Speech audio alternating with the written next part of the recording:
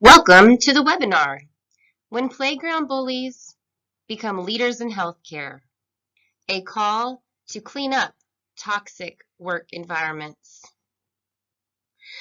This online self-paced event has been approved for 2 CRCEs by the American Association of Respiratory Care.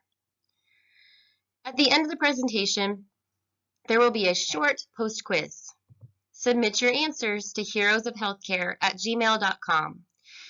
and you will be sent your certificate electronically. Today, we will follow the journey of a workplace bullying victim. For anonymity purposes and to keep this victim safe, her name will not be revealed. For presentation purposes, though, we will call her Mary, and we will refer to Mary's boss as Ethel. Mary is a respiratory therapist who from 2018 to 2019 experienced severe bullying from her boss. Mary worked at a very large healthcare organization with more than a dozen acute care hospitals. Mary worked at one main hospital and floated to 2 others.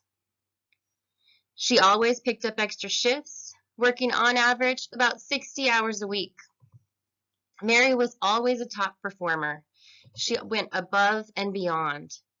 Her director often asked Mary to complete special projects, and Mary was literally the only RT on staff who is competent in all areas, from NICU to ED to ICU to the pulmonary function lab.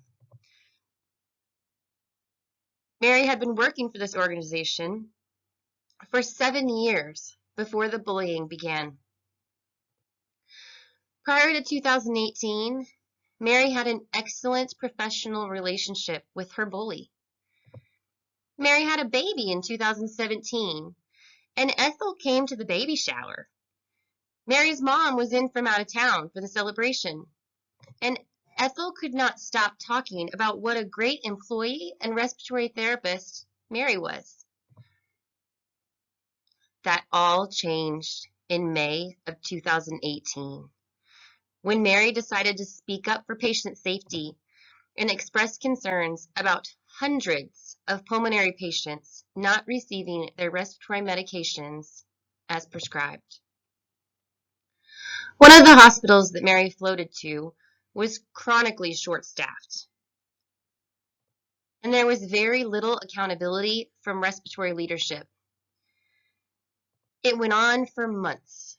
RTs would get a full breakfast break and a full lunch break, while every shift there would be at least 20 missed treatments. Although Mary enjoyed the extra money from picking up shifts at this hospital, it came to a point where she felt obligated to speak up for the patients. She went up the chain and ended up in human resources. A week after Mary's meeting with HR, she was called into the across-town office of her home hospital's respiratory director's office. Mary was confronted by the respiratory director, Ethel. Ethel wanted to know about Mary's meeting with HR. Now remember, Mary expressed concerns about one of the hospitals she floated to. She did not complain about this director's hospital. Mary was under the impression that she was reporting anonymously. So how did Ethel even know about this matter? Mary felt accosted by Ethel. Mary had seen Ethel confront other employees, but Mary had not ever been the target of her boss's hostility. Workplace bullying has become an epidemic that some people feel uncomfortable talking about. Mary knows she's not alone, and she has chosen to help others by sharing her story.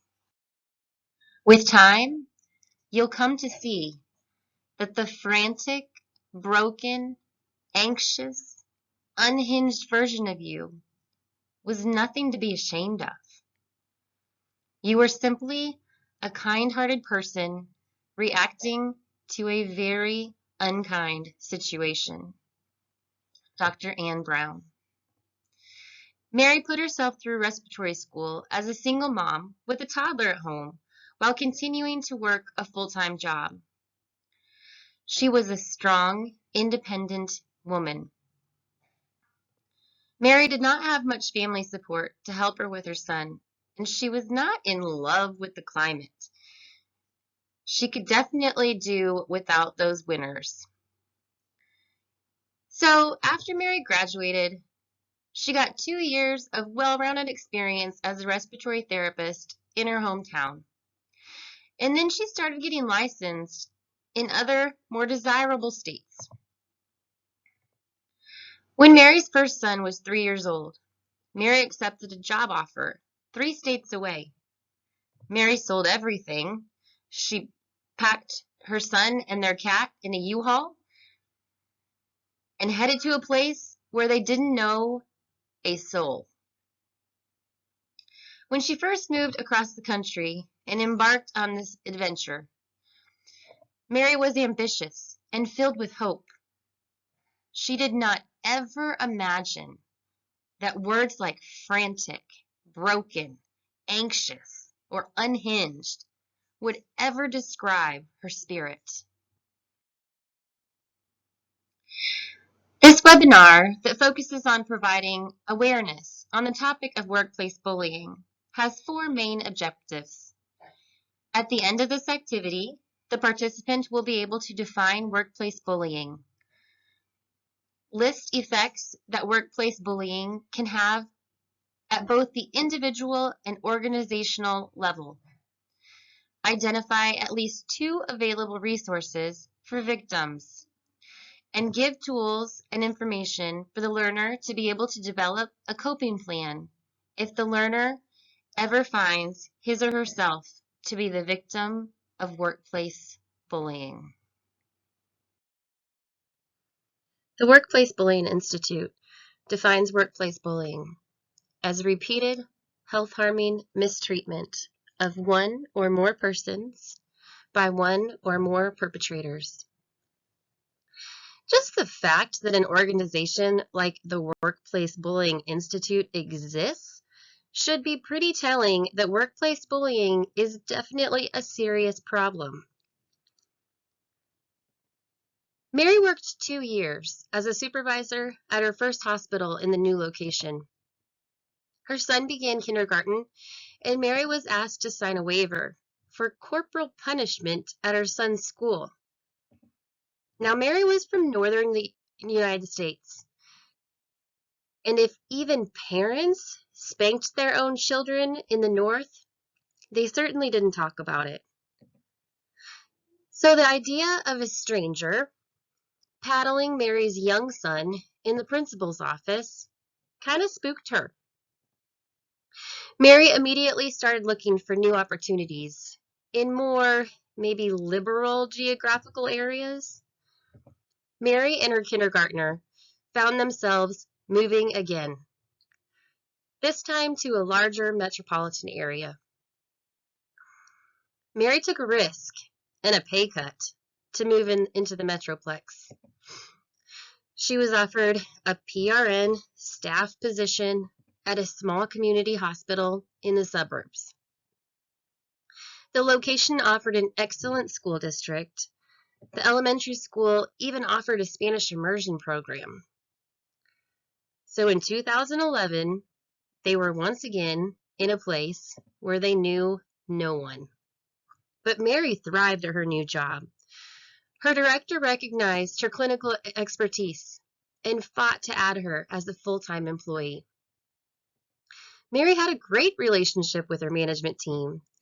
She felt comfortable talking with them and sharing personal stories. For example, Mary was pulled over one night while driving to her boyfriend's house. She was given a field sobriety test, which she passed. Unfortunately, Mary had a warrant out for her arrest. Now I know what you're thinking. What? How could Sweet Mary possibly have a warrant? But remember, Mary was a single mom. She lived paycheck to paycheck, without support from family or her son's father. Mary had written a check for pizza to feed her son and the babysitter one night when she was at work in 2009. The pizza place sued Mary in an attempt to collect the $29. Mary didn't receive the notice since she had changed addresses. The police arrested Mary, and she spent 3 days and 2 nights in jail over a $29 check. It was Mary's boyfriend's birthday weekend, so she had taken a few days off. But Mary was expected to show up for work Monday morning. Mary was moved to a holding cell very early Monday morning, and she was told she would be released very soon. She felt like she could make it to work on time. Then, Mary was notified that she was going to be escorted back up to general population. Mary panicked. She could not lose this job. If she was a no-call, no-show, she knew she would be terminated. Mary pleaded with one of the other girls that would be getting out soon to call Mary's mom. The girl agreed, and Mary's mom called into work for her that morning from 3 states away. Mary finally got out later that day, and she knew that call-in must have sounded suspicious. Mary went into work and explained the unfortunate situation to her boss. Ethel was exceedingly supportive and consoled Mary for having to go through this frightening and embarrassing experience. After Mary spoke up and complained about that other hospital, Ethel's demeanor toward Mary changed drastically. She no longer asked Mary to work on extra projects. She gave the impression that she just wanted Mary to show up, keep her head down, do her job, and go home. This was a difficult concept for Mary. Mary was inherently ambitious and innovative. Workplace bullying occurs more frequently in healthcare than in other professional industries. Approximately 65.6 million U.S. workers are affected by bullying at any given time.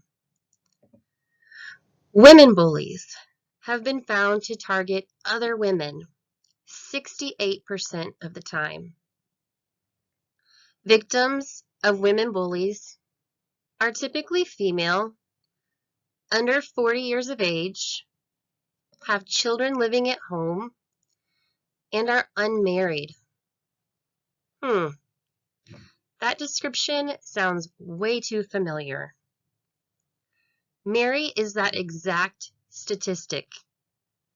She is a 38-year-old female, single mother of 2, and legally unmarried. Single mothers are an easy target for workplace bullies. Women like Mary are often scared to speak up.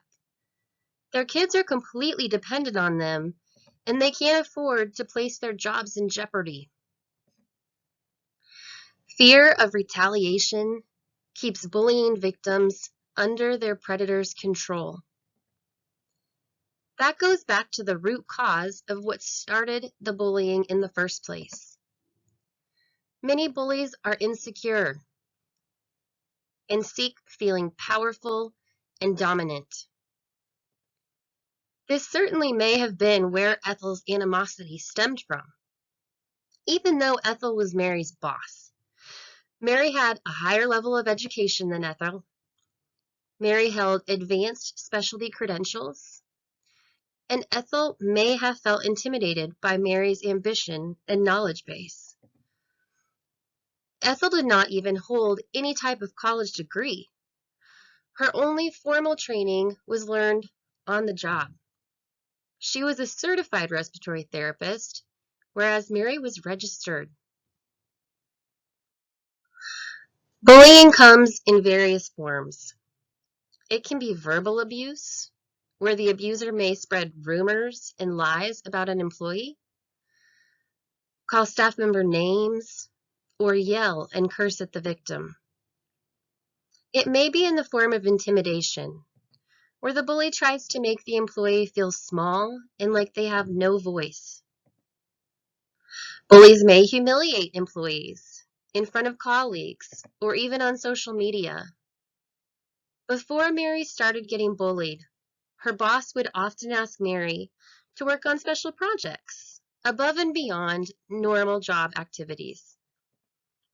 Mary enjoyed the extra assignments. She liked to stay busy, and it was rewarding to see the positive effects her work had on her patients.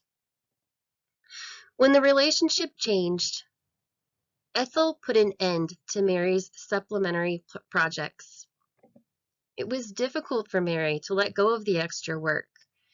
She was very passionate about performance improvement and advocacy. Mary attended a workshop that focus was on teaching RTs how to implement internal RT vascular access teams. Mary's hospital contracted this service, which is costly to the organization, and their current central line infection, or CLABSI rates, were higher than the national benchmark. So there was definitely an opportunity for improvement. The workshop took place prior to Mary and Ethel's confrontation. The vascular access event was in October of 2017, when Mary's positive relationship with Ethel was still intact. Ethel was so supportive. In fact, she went through the cumbersome process of filling out paperwork to request that the hospital pay hundreds of dollars for Mary to attend this vascular access workshop. The request was approved, and Mary attended this workshop. It literally changed the trajectory of Mary's career path.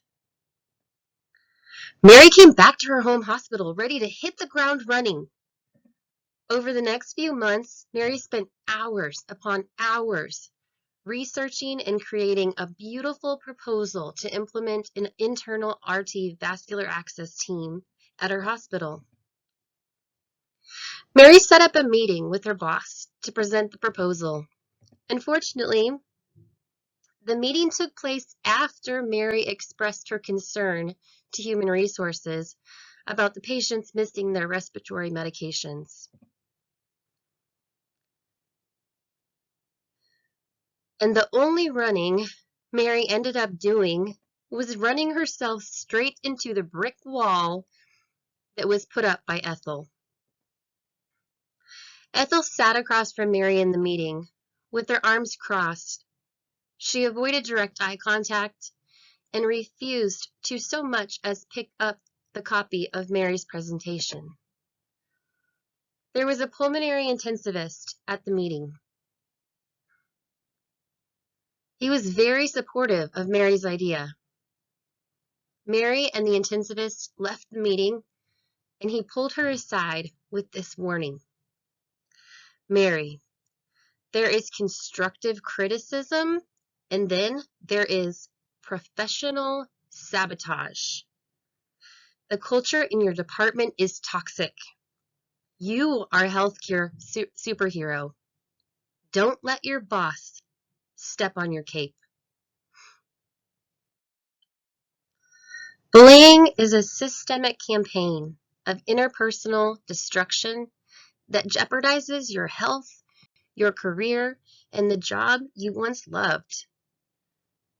Not only did Mary's boss try to destroy Mary's reputation at her home hospital, she tried to sabotage Mary across the system by bad-talking her to other respiratory directors at the other entities.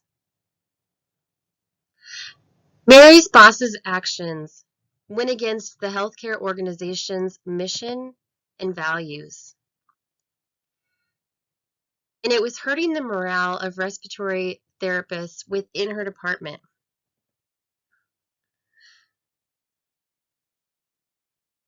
Mary was starting to lose her drive. She was beginning to feel frantic, broken, anxious, unhinged. When Mary was in the respiratory care program, she was that annoying student who never opened a textbook and still aced every exam. Respiratory therapy was her calling. It was just in her DNA. Mary's boss's harassment pushed Mary into a very dark place. She was slipping. She stopped picking up extra shifts. She would call in sick when she really wasn't. She started drinking excessively. Mary stopped going to the gym. She became severely clinically depressed. Mary's mortgage depended on those extra shifts. Mary ended up declaring bankruptcy. There was one day in particular that Mary will never forget. On this day, Mary was so down and felt so helpless. She actually started having suicidal thoughts. She texted her boyfriend that she felt like she was ready to commit suicide. Mary called her mom and just sobbed. Of course, like most people in healthcare, Mary was too proud to seek help. She was scared to speak up. It wasn't until Mary realized that she was letting her abuser win that Mary decided to take her life back. Although I am telling you Mary's story, this really could be any employee's story. The statistics are staggering. Workplace bullying occurs far too often, and it is not talked about enough. 96% of workers have suffered from workplace bullying. 89% of bullies have been at it for over a year. They get away with it for so long because there is no accountability. Workplace bullies usually target victim after victim after victim. Mary had observed co-workers leaving Ethel's office in tears for as long as she could remember. One fellow RT told Mary after leaving Ethel's office, "I truly thought her head was going to pop off." Mary recalls her job interview back in 2011. Mary was interviewed by the supervisor and didn't even meet Ethel until her first day of work. During Mary's interview, she heard someone using crude language in the office next door. Mary could not have ever imagined that this person, who was cussing like a sailor in the workplace, would turn out to be a director at a prominent healthcare organization. Bullying contributes to burnout and drives talented and caring people out of healthcare professions. The kind of improvements needed in patient safety and healthcare cannot be achieved if talented people are lost. Mary's healthcare organization was accredited by the Joint Commission. The Joint Commission recognizes that workplace bullying is an epidemic that puts our patients and staff members' health and safety at risk. The bullying Mary experienced started as retaliation that stemmed from a complaint Mary made to Human Resources. The retaliation escalated to defamation of character. Ultimately, the bullying turned into slander when Ethel spread rumors about her telling staff that Mary was involved in fraudulent and illegal activity. Ethel went on to tell them that she didn't want to share all the details right now, but that after Ethel retires in a couple years, she would tell them everything that Mary did. At this point, Mary was starting to understand this abuse was out of control. Ethel had committed slander. Ethel was the person involved in illegal activity, not Mary. After her previous unpleasant experience with human resources, Mary was very hesitant to go back to them to relay concerns of workplace bullying. What other choices do workplace bullying victims have? HR had already failed Mary when she came to them initially.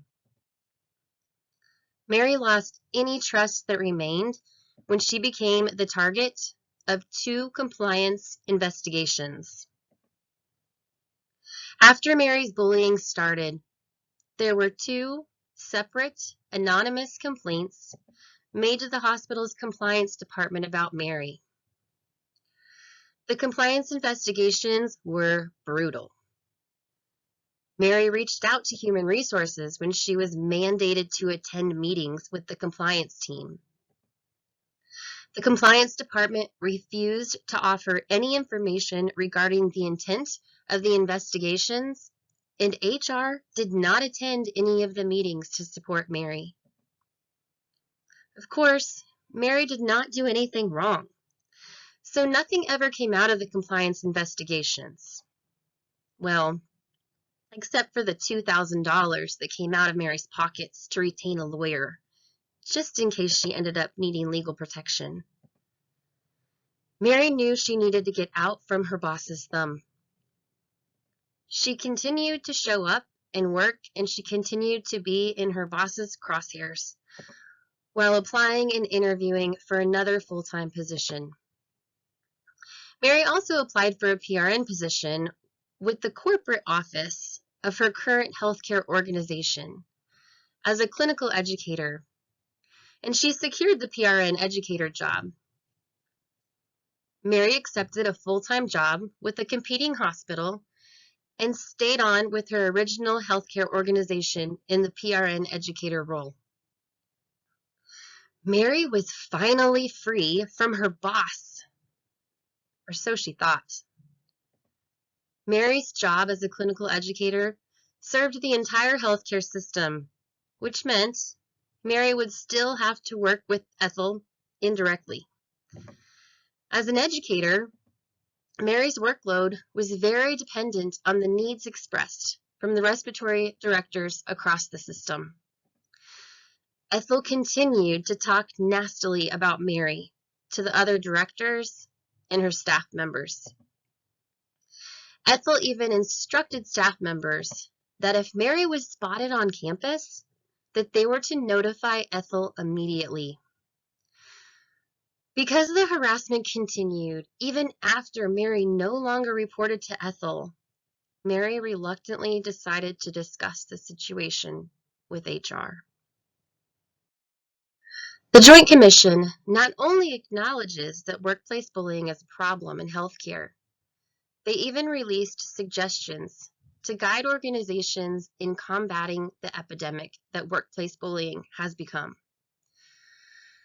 The Joint Commission recommends that healthcare organizations establish a safety system and a culture that does not tolerate bullying behavior.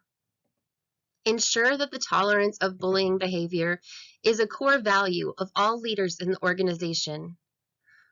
Hold all team members accountable for modeling desirable behavior. Develop and implement policies and processes that address bullying and reduces fears of retaliation, and confront bullies and support the targets of bullying. Mary's healthcare organization failed her on all 5 of these recommendations from the Joint Commission.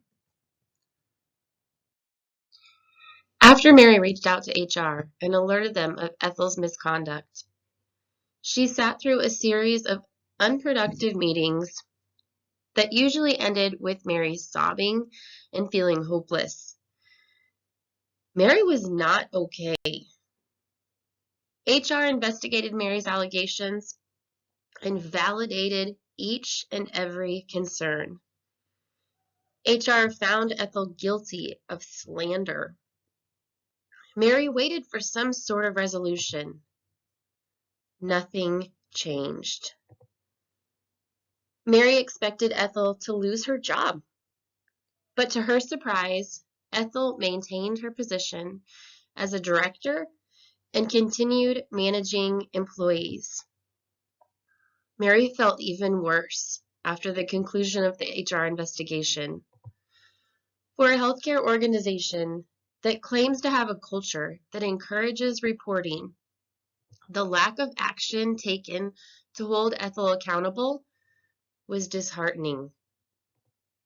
Mary carried the stress from her bullying around with her all the time. She had panic attacks almost daily. Her chest would often feel heavy, and she had difficulty focusing. Victims of bullies often experience physical symptoms, including but not limited to depression, burnout, psychological distress, sleep disturbances, headaches, gastrointestinal problems, nausea, anxiety, substance abuse, cardiovascular symptoms, and sometimes even thoughts of taking their own life. Leading global nursing research tells us managers in supervisory positions both have a role in minimizing the likelihood that their staff will feel bullied and in ensuring that those staff feel empowered to take action to deal with it. Mary's healthcare organization let her down. She was not supported by them, and HR destroyed any feeling of empowerment Mary had left. Organizations that do not put safeguards in place to protect employees from workplace bullying eventually start suffering consequences. It was important to Mary's healing for her to realize that even though she went through this tragic ordeal, karma will ultimately catch up. When Mary left from under Ethel's reign, she lost most of the friendships she had built over the 7 years she worked at this hospital. Staff members were afraid to be associated with Mary for fear that Ethel would retaliate and they would become her next victim. Opportunities for collaboration were definitely hindered as a direct result of Ethel's behavior. The other respiratory directors were reluctant to reach out to Mary for educational needs due to Ethel bad-talking her. Legal ramifications from bullying can be expensive. Organizations should realize that the company is responsible for the behavior of their employees. And if a victim of workplace bullying presses charges, they're going to go after the organization, not that individual bully. Many hospitals are accredited by organizations like the Joint Commission. Workplace bullying is gaining more attention, and accrediting bodies expect healthcare organizations to stay in compliance. As in Mary's case, the hospital lost an excellent employee. Turnover is costly. The average expense for losing and replacing one healthcare employee is approximately $60,000. Financial reimbursement paid to the hospital is now directly tied to patient satisfaction scores. Patient care suffers when staff morale is affected by workplace bullying. Here is just one example of just how much bullying can cost. Over the span of 5 years, in the city of San Francisco, Lawsuits related to workplace bullying added up to a whopping $10.3 million. Claims ranging from general harassment to wrongful termination. It is difficult to determine exactly what the driving factor is behind bullying behavior. Similar to the playground bullies you may have encountered in your childhood, workplace bullies may be insecure. They may be seeking power and control. People who have been bullied themselves sometimes turn that aggression onto someone else. Bullies may taunt and make fun of others to impress people they want to become friends with. No matter what the reason, it is important for victims to remember that the blame always falls on the bully. Workplace bullies make a conscious effort to bully.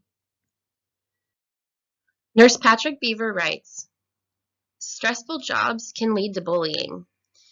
Healthcare professionals are dealing with life and death, and there may be fewer resources available to them. Across clinical disciplines, caretakers are spending less face time with patients than they once did. Everyone suffers when workplace bullying takes place, even our patients." How can victims of workplace bullying start to heal from the experience? Mary promised herself that she would get back in the gym. After Mary gave birth to her second son in 2017, she was physically and mentally healthy. She weighed 165 pounds. Ethel started harassing Mary in May of 2018, and Mary became severely clinically depressed. And over the course of the next 12 months, Mary packed on 55 pounds. Mary was too proud to seek professional counseling. She now regrets that she forced herself to face all of this pressure alone. Mary's biggest regret is that her two sons witnessed Mary struggle for those 2 years. She knows that she let them down during that dark time in her life, and she wishes she could get that time back. I talked earlier about how Mary was that kid in your respiratory program who never studied, but it was always at the top of the class. Well, remember that awkward student in your college speech class? That when it was her turn to deliver a speech, she would get up in front of the class, her face would turn beet red, she would sweat, and I mean that ugly kind of sweat. Her voice would tremble and her hands would shake. Mary was also that kid. She was terrified of public speaking and knew it to be her biggest professional weakness. Ironically enough, the thing that helped Mary the most to recover from workplace bullying was deciding to share her story. Today, Mary has presented her experience at 4 different respiratory therapy conferences, and she's received invitations from 3 more. The first time Mary delivered the presentation to a live audience, she was petrified. I'm sure it was actually painful for the audience to watch. But it's gotten easier. The engagement and comments from her audience are always positive and encouraging. So if you are like Mary and you are scared to get up and speak in front of a group, when you experience something that you feel others will benefit from hearing, I challenge you to face your fear and share your story. Every time Mary tells her story, she feels a little closer to being able to completely close that ugly chapter of her life. Mary did experience a professional win in June of 2019.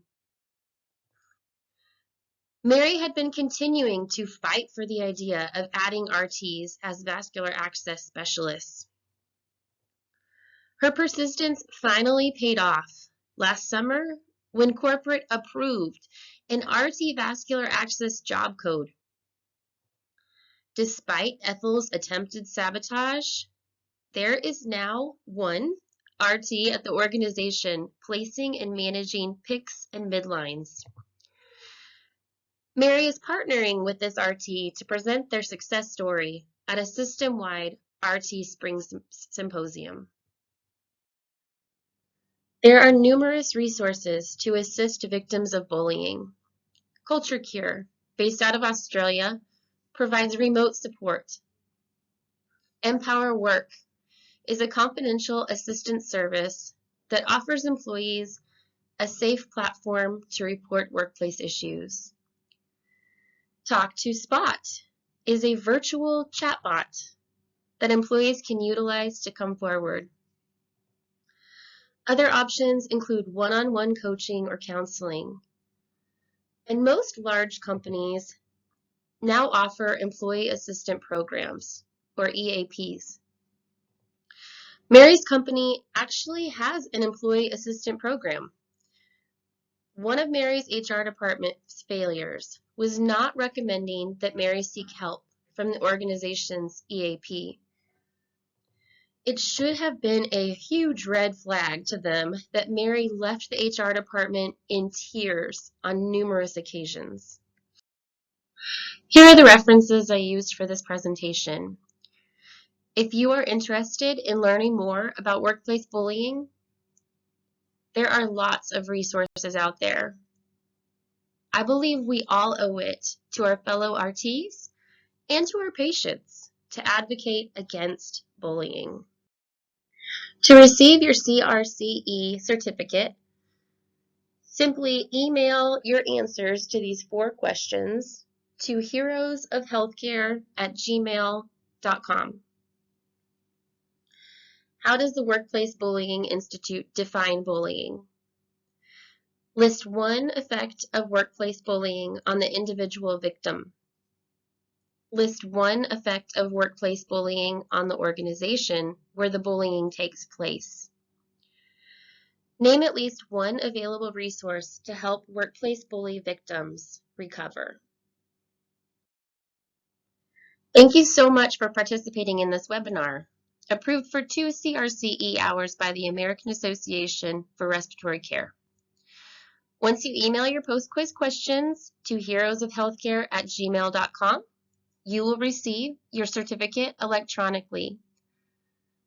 I hope you enjoyed today's presentation and will register for future respiratory educational events. Thank you.